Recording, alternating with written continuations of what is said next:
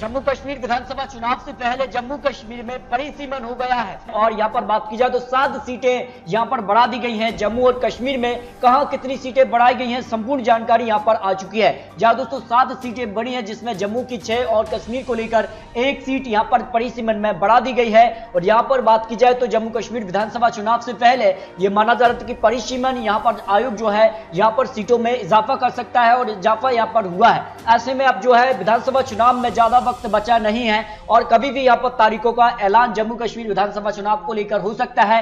कुल 90 सीटों पर यहाँ पर जो है प्रस्तावित तस्वीर जो है बिल्कुल साफ हो चुकी है। कश्मीर संभाग की 47 सीटें यहाँ पर प्रस्तावित हो चुकी है, जबकि जम्मू कश्मीर की यहाँ पर 43 सीटों को मंजूरी यहाँ पर मिल चुकी है।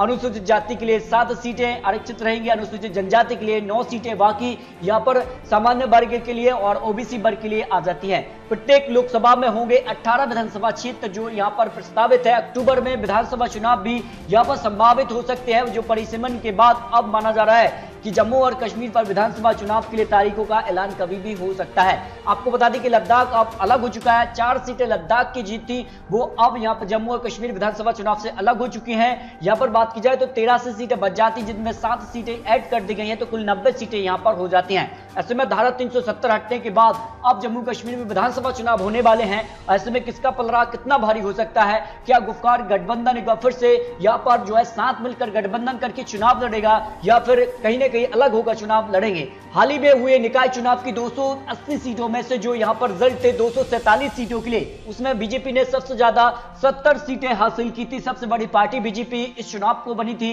जबकि यहाँ पर जो महा अलायंस था जिसमें गुफकार गठबंधन जो था उसने यहाँ पर 97 सीटें हासिल की थी, जबकि कांग्रेस ने 22 सीटें और निर्दलीयों ने यहाँ पर 44 सीटों पर जीत हासिल की थी। तो यहाँ पर 67 सीटें बीजेपी ने यहाँ पर सीधे तौर पर जम्मू से हासिल की थी, तो जम्मू में यहाँ पर 6 सीटें ऐड कर दी गई हैं। आखिर किसका कितना पलड़ा भारी नजर आ रहा है, इसको लेकर भी आपको महत्वपूर्ण विश्लेषण देने वाले हैं। अगर जम्मू कश्मीर के लिए लोकसभा के आंकड़ों पर गौर किया जाए तो यहाँ पर 2014 में जहां बीजेपी ने 3 सीटें जबकि पीडीपी ने 3 सीटों पर जीत हासिल की थी, जबकि 2019 लोकसभा में भी बीजेपी ने 3 सीटें और यहाँ पर जेकेएनएस को 3 सीटें मिली थी, यानी बराबर की टक्कर यहाँ पर लोकसभा में देखने को मिली थी। लेकिन आपको बता दें कि यहाँ पर जो विधानसभा चुनाव हुए थे, यहाँ पर 2014 में जो विधानसभा चुनाव जम्मू कश्मीर पर हुए थे, 87 सीटों में से यहाँ पर 25 सीटों पर बीजेपी ने जीत हासिल की थी, जबकि यहाँ पर जो है जम्मू कश्मीर पीडीपी ने यहाँ पर जो है 28 सीटों पर जीत हासिल की थी, जबकि जेकेएनएस को यहाँ पर 15 सीटें, कांग्रेस को 12 सीटों पर जीत मिली थी। यानी विधानसभा चुनाव काफी महत्वपूर्ण हो जाते हैं। अब जो नए यहाँ पर सिरे से हो रहा है, क्योंकि परिसीमन यहाँ पर हो चुका है, तो अब किसका पलड़ा कितना भारी हो सकता है, इस पर आपको बात की जाए तो आखिर कहां किसका पलड़ा भारी नजर आ रहा है। जो जम्मू और कश्मीर को लेकर जो विश्लेषण है, जो यहाँ पर आंकड़े तैयार किए गए हैं, यहाँ पर बात की जाए तो जिस प्रकार से निकाय चुनाव में जो यहाँ पर 287 सीटों के आंकड़े थे, उस हिसाब से काफी खलबली देखने को मिली थी। तो अब कभी भी यहाँ पर तारीखों का ऐलान हो सकता है। अगर बात की जाए जम्मू कश्मीर को लेकर तो बरमूला की 6 सीटों में से बीजेपी को 4 सीटें, पीडीपी को 2 सीटें आ सकती हैं। इसके अलावा अगर बात की जाए तो अनंतनाग की 6 सीटों में से बीजेपी को 4 सीटें, पीडीपी को 1 सीट और यहाँ पर नेशनल कॉन्फ्रेंस को 1 सीट पर जीत मिल सकती है। इसके अलावा बंदीपुरी की 3 सीटों में से बीजेपी को 1 सीट पीडीपी और 1 सीट यहाँ पर नेशनल कॉन्फ्रेंस के पक्ष में जा सकती है। इसके अलावा यहाँ पर बंदग्राम की 5 सीटों में से बीजेपी को 3 सीटें, पीडीपी को 1 सीट, नेशनल कॉन्फ्रेंस के पक्ष में 1 सीट यहाँ पर आ सकती है।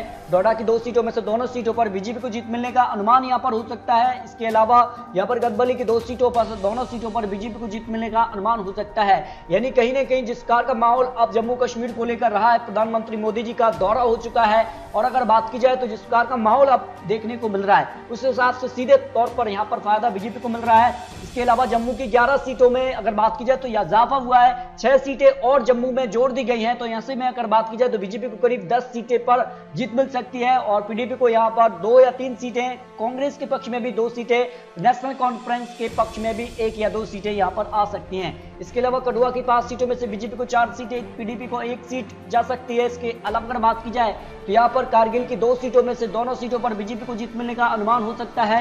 यहाँ पर किश्तवाड़ की 2 सीटों में से दोनों सीटों पर बीजेपी जीत सकती है, जो बड़े आंकड़े रहे हैं।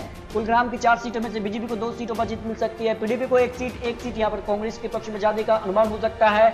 यहाँ पर बात की जाए तो कुपवाड़ा की 5 सीटों में से बीजेपी को 2 सीटों पर जीत मिल सकती है, पीडीपी 1 सीट कांग्रेस और 1 सीट यहाँ पर नेशनल कॉन्फ्रेंस के पक्ष में जा सकती है। पुलवामा की 5 सीटों में से बीजेपी को 3 सीटों पर जीत मिल सकती है, पीडीपी को 1 सीट और 1 सीट यहाँ पर नेशनल कॉन्फ्रेंस डिफेंस के पक्ष में जाने का अनुमान हो सकता है।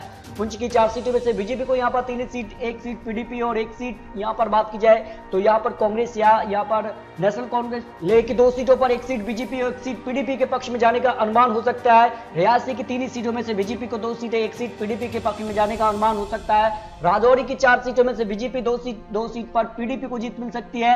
साबांग की 2 सीटों में से बीजेपी 2 सीटों पर जीत मिलने का संभावना यहाँ पर लगाई जा रही है। शोपिया की 2 सीटों पर, दोनों सीटों पर बीजेपी को जीत मिल सकती है जो आंकड़े रहे हैं। श्रीनगर की अगर बात की जाए तो 8 सीटें बीजेपी 4 सीटों पर जीत सकती है, पीडीपी को 2 सीटें और 1 सीट नेशनल कॉन्फ्रेंस, 1 सीट अन्य यहाँ पर कांग्रेस के पक्ष में आ सकती है। उधमपुर की 3 सीटों में से बीजेपी को यहाँ पर बात की जाए तो 1 सीट, 2 सीट पीडीपी के पक्ष में जाने का अनुमान यहाँ पर लगाया जा रहा है। यानी बात की जाए जम्मू कश्मीर में अब 90 विधानसभा सीटें हो चुकी हैं, जिसमें अगर बात की जाए तो यहाँ पर जम्मू में 6 सीटें और ऐड कर दी गई हैं, जबकि कश्मीर में 1 सीट यहाँ पर बढ़ा दी गई है। तो जम्मू कश्मीर विधानसभा चुनाव में ज्यादा वक्त बचा नहीं है और कभी भी यहाँ पर तारीखों का ऐलान हो सकता है। परिसीमन को लेकर बड़ी खबर थी, आपको क्या लगता है अपनी राय कमेंट बॉक्स में जरूर रखिए, क्योंकि धारा 370 हट चुकी है। ऐसे में कहीं ना कहीं अब माहौल बदलता नजर आ रहा है। तो इस बार जम्मू कश्मीर विधानसभा चुनाव में क्या बीजेपी पूर्ण बहुमत के साथ सरकार बनाएगी या फिर नहीं, इस पर अपनी राय कमेंट बॉक्स में जरूर रख सकते हैं। मिलते हैं सटीक और महत्वपूर्ण विश्लेषण के साथ, तब तक ले जाएं। जय भारत।